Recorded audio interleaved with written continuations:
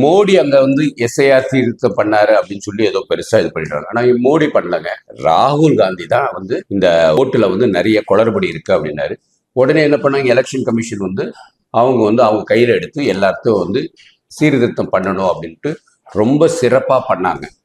அப்படியும் பார்த்தீங்கன்னு வச்சுக்கோங்க, இன்னும் இறந்தவர்கள் அந்தந்த ஏரியால அவங்க இதில் தான் இருக்கிறாங்க.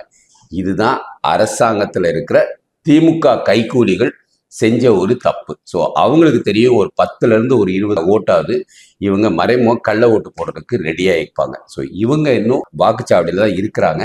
இது வந்து கீழே இறங்கி வேலை பார்க்கும்போது நல்லா தெளிவாக தெரியுது. ஸோ உங்கள் ஏரியாவில் இன்னும் இறந்தவர்கள் பேர் இன்னும் இருக்குதுன்னு பாருங்க. 2-3 லிஸ்ட் இருக்கும். அதில் போய் அப்படி இருந்துச்சுன்னா நம்மளால ஒன்றும் பண்ண முடியாது. அட்லீஸ்ட் அடுத்த எலெக்ஷனுக்காவது அவங்க பேரை எடுக்கிறதுக்குள்ள வாய்ப்பை உருவாக்கலாம். இந்த அரசாங்கத்தில் இருக்கிற திமுக கைக்கூலிகள் இந்த மாதிரி செஞ்சிருக்கிறாங்க. இதனால கொஞ்சம் நமக்கு மாற்றம் இருக்கும். ஒரு எப்படி 3லேருந்து 5% வந்து கள்ள ஓட்டு போடுறதுக்குள்ள வாய்ப்பு இருக்கும். பட் அதை விட அதிகமாக கள்ள ஓட்டு எப்படி வரும்னு அடுத்த வீடியோவில் பாருங்க. வாழ்க பாரதம், வளர்க தமிழ், ஒளிரிட தமிழகம்.